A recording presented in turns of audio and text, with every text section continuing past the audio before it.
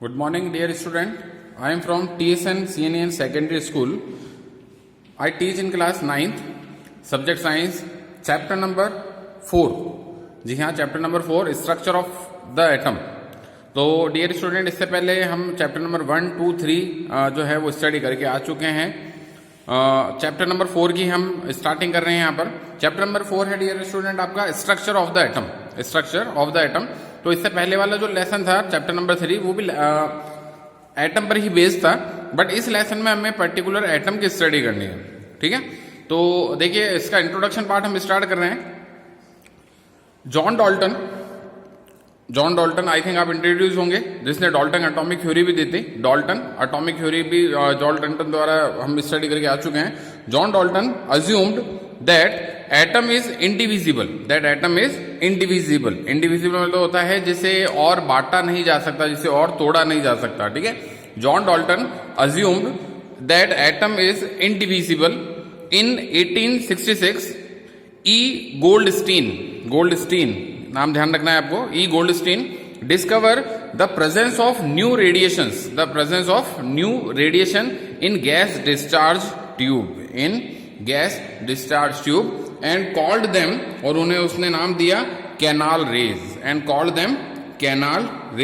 1866 में गोल्डस्टीन जो साइंटिस्ट था, इसने गैस डिस्चार्ज ट्यूब में कुछ रेडिएशंस डिस्कवर करी, जिन्हें इसने नाम दिया था canal raise. These raise were positively charged radiations which is also called proton, जिन्हें हम क्या बोलते हैं, इन कैनाल रेज को आज प्रोटोन बोलते हैं. क्यों? क्योंकि ये पॉजिटिवली चार्ज रेडिएशंस थी. ठीक है, तो प्रोटोन क्या है? पॉजिटिव चार्ज रेडिएशंस हैं. आपको ये ध्यान रखना है, प्रोटोन क्या है? पॉजिटिव चार्ज रेडिएशंस हैं. Now in 19th century J Thompson discovered the next sub atomic particle. क्योंकि इससे पहले हम प्रोटोन की डिस्कवरी करके आ चुके हैं, तो इसके बाद जो नेक्स्ट अटोमिक पार्टिकल डिस्कवर हुआ था वो कब हुआ था? 19th century में. और किसके थ्रू डिस्कवर हुआ था? सर जे थॉमसन के थ्रू डिस्कवर हुआ था. In 19th century J Thomson discover the next sub atomic particle the electron with a negative charge, जिस पर चार्ज क्या होता है? नेगेटिव होता है. ठीक है, तो प्रोटोन की डिस्कवरी गोल्डस्टीन के थ्रू हुई थी और जे थॉमसन ने डिस्कवर किया था इलेक्ट्रॉन. ठीक है, ये आपको ध्यान रखना है.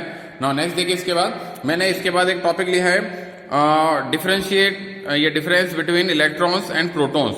प्रोटॉन और इलेक्ट्रॉन में हम डिफरेंस देख रहे हैं यहाँ पर.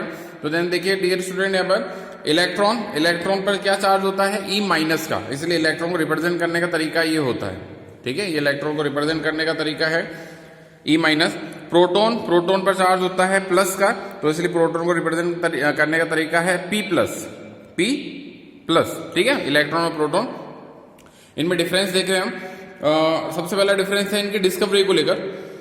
डिस्कवरी, इलेक्ट्रॉन की डिस्कवरी अभी ऊपर हमने स्टडी किया है, जे थॉमसन ने करी थी इलेक्ट्रॉन की डिस्कवरी. प्रोटोन की स्टडी जो है डिस्कवरी करी थी गोल्डस्टीन ने. ये भी हमने ऊपर अभी स्टडी किया था, जिन्हें गोल्डस्टीन ने कैनाल रेस भी बोला था. राइट. नाउ नेक्स्ट देखिए, इसके बाद चार्ज. इलेक्ट्रॉन पर जो चार्ज है वो होता है -1 का, और प्रोटोन पर जो चार्ज होता है वो क्या होता है? +1 का.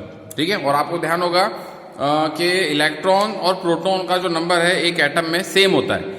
जितने नंबर ऑफ इलेक्ट्रॉन्स होते हैं उतने नंबर ऑफ क्या होते हैं? प्रोटॉन्स. इसलिए जो एटम होता है वो इलेक्ट्रिकली न्यूट्रल है, क्योंकि जितना उसमें पॉजिटिव चार्ज है प्रोटॉन्स की वजह से, उतना ही नेगेटिव चार्ज है इलेक्ट्रॉन्स के कारण. तो दोनों मिलकर जो है क्या हो जाता है यहाँ पर? Charge neutral. ठीक है. नाउ नेक्स्ट देखिए, इसके बाद नेक्स्ट जो इसमें डिफरेंस हमने लिया है वो लिया है मास को लेकर. मास देखिए, इलेक्ट्रॉन एक्चुअली में बहुत छोटे पार्टिकल्स हैं, तो डियर स्टूडेंट इसका मास भी बहुत कम होगा. इसका जो वेट है वो भी बहुत कम होगा. कितना वेट है? 9.109 इंटू 10⁻³ kg. 9.109 इंटू 10⁻³ kg, बहुत छोटा पार्टिकल हो गया. नाउ प्रोटोन का वेट देखिए कितना है? 1.612 इंटू 10⁻27 kg. 1.612 इंटू 10⁻27 kg, ये प्रोटोन का वेट है. नाउ नेक्स्ट देखिए, इसके बाद ये जो मैंने नेक्स्ट पॉइंट दिया है, ये पॉइंट बहुत इंपॉर्टेंट है। आपके आगे की जो थ्योरीज हैं, जो आप 11th-12th में भी स्टडी करेंगे, उन पर भी ये थ्योरी जो है वो कभी कभी आ जाती है, आपको ध्यान रखना है। Electron is a matter. Electron क्या है? एक मैटर है, ठीक है। इलेक्ट्रॉन एक मैटर है। प्रोटॉन जो है, प्रोटॉन इज ए एनर्जी, और प्रोटॉन क्या है? एक एनर्जी है। ये बहुत माइनर डिफरेंस है दोनों के बीच में। इलेक्ट्रॉन जो है उस आप मैटर में काउंट करते हैं, और बहुत सारी जो थ्योरीज है उसी मैटर, इसकी मैटर प्रॉपर्टी से रिलेट करके ही बनी है, ठीक है। और प्रोटॉन जो है वो एक एनर्जी है, ठीक है। तो प्रोटॉन की जो आप प्रोटॉन को जब भी समझते हैं तो एक एनर्जी टर्म के रूप में समझते हैं। जैसे आपने ऊपर भी देखा था कि कैनाल रेज, ठीक है, तो हमने यहां पर इन्हें एनर्जी माना है। Proton is a energy, electron is a matter, ठीक है। ये आपको ध्यान रखना है डियर स्टूडेंट। नाउ नेक्स्ट, इसके बाद मैं स्लाइड चेंज कर रहा हूं।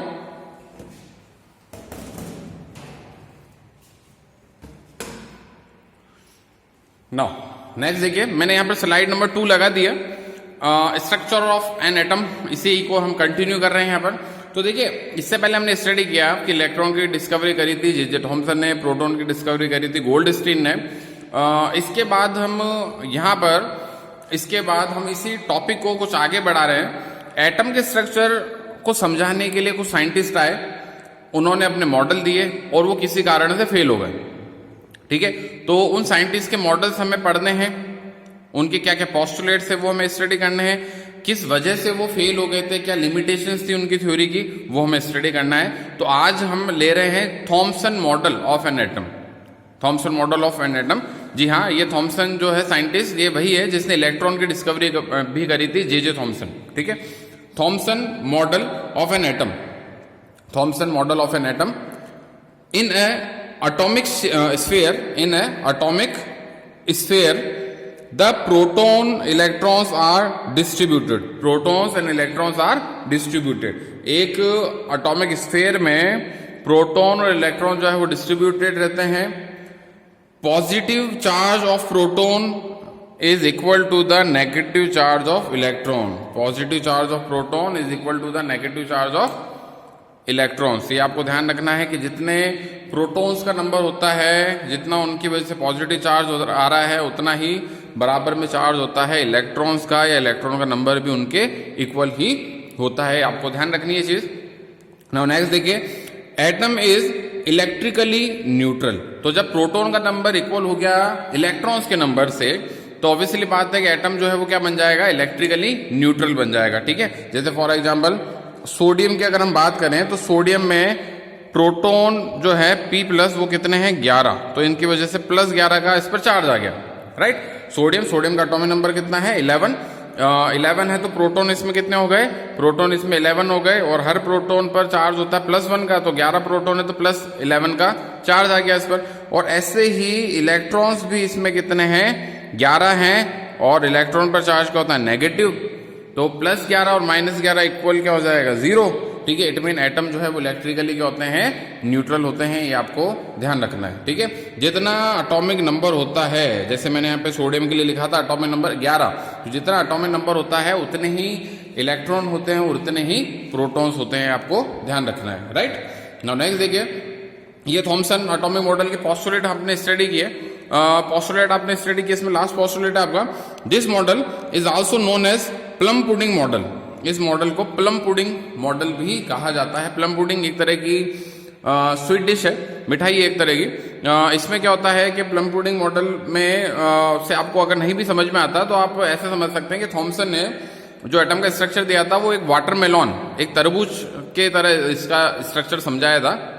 तरबूज जो वाटरमेलॉन है, इसको जब हम आधा काट देते हैं तो इसका जो रेडिश पार्ट है, जो इसका लाल पार्ट है, उसके अंदर आपने देखे होंगे सीड्स, काले काले सीड्स जो हैं वो धसे रहते हैं। तो इन काले काले सीड्स को तो इसने माना इलेक्ट्रॉन्स, और जो वो रेडिश पार्ट है पूरा अंदर फैला हुआ उस तरबूज में, उस वाटरमेलॉन में, तो उससे इसने क्या माना?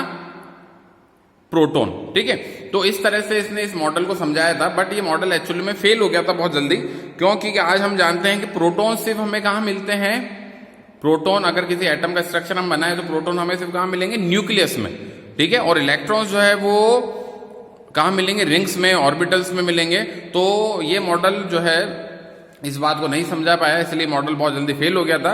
इस मॉडल के अकॉर्डिंग जो है आप इस मॉडल का एक नेम और देते हैं, प्लम पुडिंग मॉडल या वाटरमेलन मॉडल। ये भी मैंने आपको अभी समझा दिया। और यहाँ पर एक डायग्राम मैंने देखा है, तो देखिए डायग्राम में क्या है, ये एटम का एक एटॉमिक स्फीयर मैंने बनाया है। एटॉमिक स्फीयर में आप देख सकते हैं negative negative negative charge particles कुछ मैंने शो किए, वो तो है इलेक्ट्रॉन्स, और बाकी का जितना भी खाली स्पेस रह गया वो खाली स्पेस किसको बता रहा है, प्रोटॉन्स को बता रहा है। तो आज हम जानते हैं कि ये कुछ लॉजिक नहीं है इस चीज का, और ये थ्योरी बहुत जल्दी फेल हो गई थी। इस थ्योरी की हमें नेक्स्ट क्या करनी है, लिमिटेशंस स्टडी करनी है। तो लिमिटेशंस देखिए इस थ्योरी की क्या है, it failed to explain the stability of an atom. ये जो थ्योरी थी वो एटम की स्टेबिलिटी को नहीं समझा पाई, because his model of atom failed to explain how a positive charge hold the electron of an atom.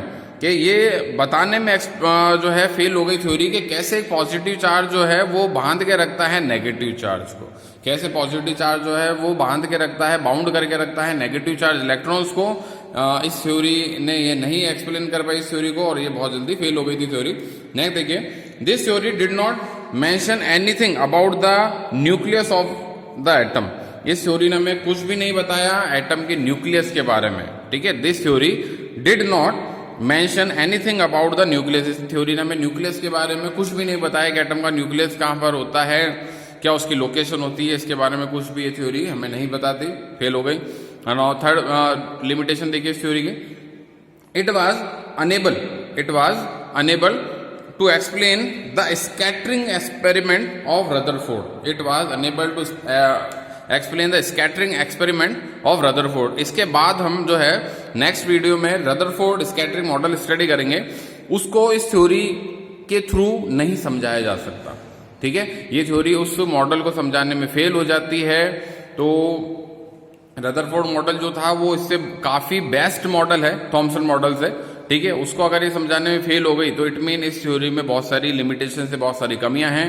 तो इस थ्योरी को हम यहीं पर स्टॉप कर देते हैं, और देन इसके बाद हम नेक्स्ट वीडियो में स्टडी करेंगे रदरफोर्ड स्कैटरिंग मॉडल, ठीक है। तो डियर स्टूडेंट, आई होप आपको आज का जो वीडियो है वो पसंद आया होगा। लाइक करिए, शेयर करिए, थैंक यू।